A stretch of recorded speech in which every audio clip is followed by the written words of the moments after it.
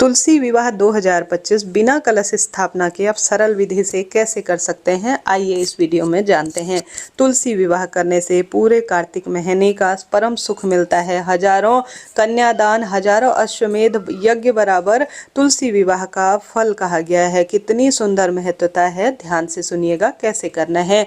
बहुत सरल यह विधि होती है, कठिन नहीं है। आपके पास लड्डू गोपाल हैं तो उनसे तुलसी विवाह कर सकते हैं। श्री कृष्ण भगवान की मूर्ति है, श्री नारायण या शालिग्राम भगवान किसी भी स्वरूप में है तो उनसे आप तुलसी माता का विवाह रचा सकते हैं। यह बड़े भव्य तरीके से भी किया जाता है, सरल तरीके से भी किया जा सकता है। जिस स्थान पर भी आप तुलसी विवाह करेंगे, आप वहां पर हल्दी कुमकुम के जल का छिड़काव कर कर उस स्थान को जय मां तुलसी, ओम नमो भगवते वासुदेवाय महामंत्र का जाप करते हुए शुद्ध कर कर वहां पर ऐपन या रंगोली या हल्दी कुमकुम से स्वास्तिक बना लेते हैं तो भी पर्याप्त रहता है। पूजा में पूर्व या उत्तर दिशा की ओर आपका मुख होना चाहिए। आप यहाँ पर सुंदर मंडप, गन्ने इत्यादि से तैयार कर कर विवाह की प्रक्रिया को शुरू कर सकते हैं। जैसा आपने स्क्रीन पर देखा, मैंने तुलसी माता को जो आपने कार्तिक महीने में पूजित की है, उनके गमले को तैयार कर कर रख दिया है। आप तुलसी गमले को सुसज्जित करें। साथ ही गणपति गजानन हमारी पूजा में जरूर रखे जाते हैं, तो उन्हें संक्षिप्त रूप में या तो आप मिट्टी के बना लीजिए या गोबर के बना सकते हैं या सुपारी के, या घर की मूर्ति जो है वहां पर आप रखें। भगवान श्री कृष्ण को पीले जो है पीतांबर रंग के वस्त्र में मैंने विराजित कर दिया है। आप भी इसी तरह से करें। कलश स्थापन के साथ आप कैसे कर सकते हैं, बहुत विस्तृत रूप में उसमें मैंने दिखाया है। आप कमेंट्स बॉक्स में पिन किया हुआ है, वह वीडियो जरूर देखिएगा। सबसे पहले बाजार से लाई हुई चीजों पर जल के छींटे दीजिएगा ताकि स्नान का भाव हो जाए और शुद्धता भी आ जाए। साथ ही तुलसी माता से पहले, पूजन से पहले आप दीप प्रज्वलित कीजिएगा। दीपक इतनी देर जलता रहे कि पूर्ण हमारी पूजा हो जाए। इस तरह से आप घी या तिल के तेल का दीपक प्रज्वलित करें। यही जो है हमारी पूजा पाठ और विवाह का साक्षी होता है, अग्नि देवता।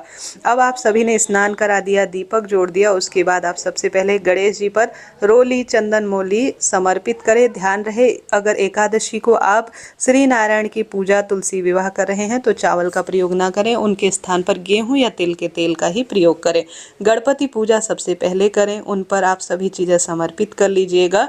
और आप सभी उसके बाद जो श्री कृष्ण भगवान की मूर्ति है उस पर रोली चंदन समर्पित करें, वस्त्र रूपी कलावा समर्पित करें, यज्ञोपवीत समर्पित करें, सुपारी इत्यादि समर्पित कर कर आप गणपति गजानन को दुर्वा, यज्ञोपवीत सारी चीजें समर्पित करें।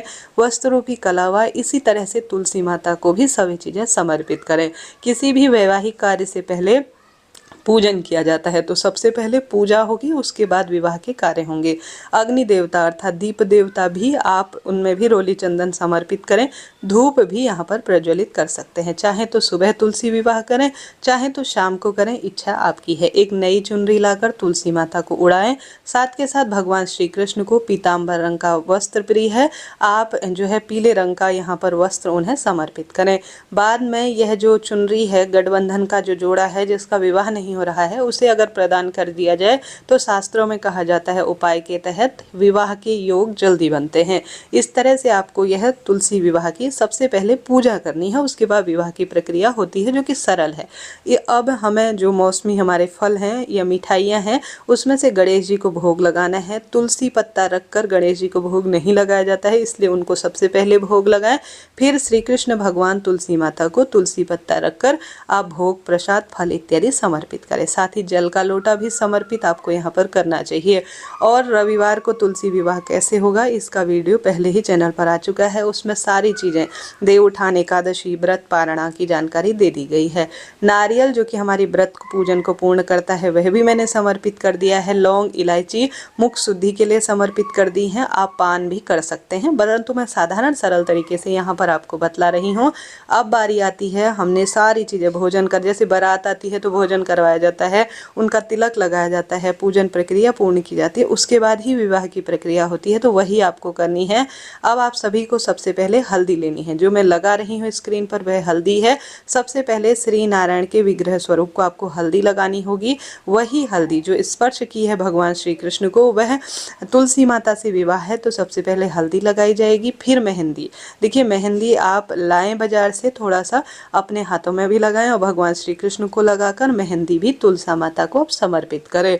यह कार्य ना जीवन में सब सुख प्रदान कर देता है। हर एक व्यक्ति, कोई भी सौभाग्यवती महिला या किसी भी स्वरूप में, पुरुष हो, महिला हो, कुंवारी लड़की हो, सभी को तुलसी विवाह करना चाहिए। यह सौभाग्य देता है और हर स्वरूप की परेशानी को दूर करता है।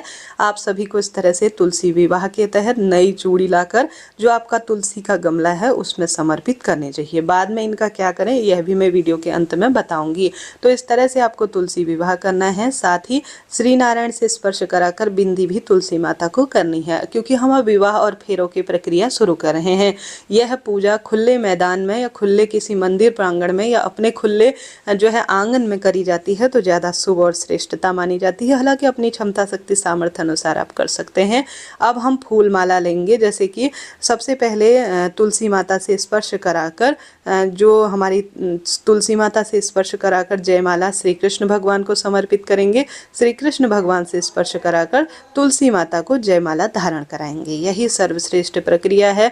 जितना संभव हो मंत्र जाप कर कर पति पत्नी यह कार्य करें, साथ में बच्चों के साथ यह कार्य करें तो लाभ होता है। तो यह जयमाला के बाद अब बारी आती है गठबंधन की। जो माता तुलसी की चुनरी है, श्री नारायण का जो वस्त्र है, उसमें आप एक चुटकी हल्दी, दुर्वा घास रखकर और साथ के साथ एक चुटकी 1 रुपये का सिक्का, दुर्वा रखकर 4-5 चीज़ें आप रखें और गठबंधन की प्रक्रिया को पूर्ण करें। बाद में यह जो गठबंधन होता है ना, अर्थात ये जो लाल और पीला वस्त्र होता है जो भगवान, इसे कुंवारी कन्या या जो लड़का होता है जिनके विवाह की दिक्कत आ रही हो उन्हें दे दिया जाता है, तो बहुत सुंदर इसका परिणाम मिलता है। तो इस तरह से आपको गठबंधन आप कर लेना है। अब हम विवाह का प्रतीकात्मक स्वरूप करने जा रहे हैं। यह कार्य हो गया। अब हम सभी को गठबंधन के बाद फेरे कराने होते हैं। अब फेरे देखिए, गमला थोड़ा भारी रहता है, अग्नि हमारी प्रज्वलित है। अग्नि को साक्षी मानकर एक व्यक्ति जो जैसे पति पत्नी जोड़े में बैठे हैं, मंत्र आप जो है बोलते रहें या मोबाइल में चला लें, और या पंडित जी आए हैं तो वह बोलेंगे। पहले आप श्री नारायण को मूर्ति को लेकर आगे आगे चलें फेरे करने के लिए, और पीछे से तुलसी माता, दूसरे व्यक्ति, इस तरह से 7 परिक्रमा अर्थात 7 फेरे कराए जाते हैं। एक यह ऐसा ना कर सके तो आप जो है इस तरह से कलावा ले लीजिए। एक तो साधारण जैसे हम मनुष्यों के होते हैं ना फेरे, उस तरह से फेरे कराए जाते हैं। दूसरा एक तरीका होता है, कई बार गमला भारी होता है या दीवार के सहारे लगा हुआ होता है तो उसमें परिक्रमा करना संभव नहीं होता है, फेरे करा पाना। तो इस तरह से हम एक कलावा लेंगे। 7 बार जो भगवान श्री कृष्ण हैं और तुलसी माता है, विवाह के तहत आप जो है धागा आपस में बांध देंगे तो यह भी फेरे हो जाते हैं, फेरे स्वरूप में ही कहे जाते हैं।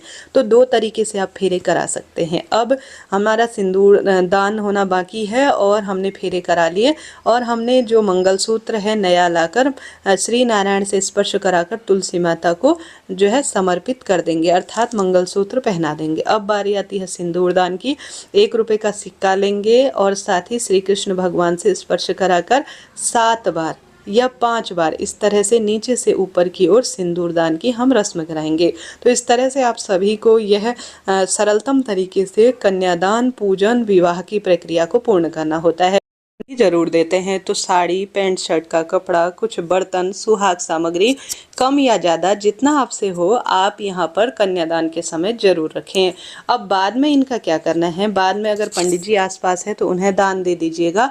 बहुत शुभ माना जाता है, कार्तिक महीने का पूरा फल इससे मिल जाता है। तो इन चीज़ों का दान आप कम हो ज़्यादा हो, कुछ दक्षिणा रखकर, पूजा में जो कमी रही है कुछ इसमें अनाज भी रखे जाते हैं, एक समय का भोजन, आप पंडित जी को दान में या किसी मंदिर में आप कन्यादान कर रहे हैं तो दान जरूर कर कराएं।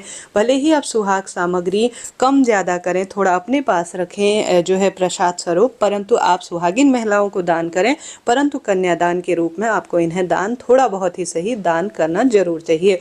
यहाँ पर जो पूजा की प्रक्रिया है इसे सुबह हटाना चाहिए, प्रसाद तो तत्काल ही हटा लीजिए, और जो है जो अत्यधिक जो कीमती सामान है खुले में नहीं रख सकते तो उसे आप अंदर रख सकते हैं, सुबह दान दे सकते हैं। नहीं तो उसी समय दीपक ठंडा हो जाए, पंडित जी ले जाने वाले हैं, ये दान करने की प्रक्रिया है तो आप कर सकते हैं, कोई दिक्कत नहीं।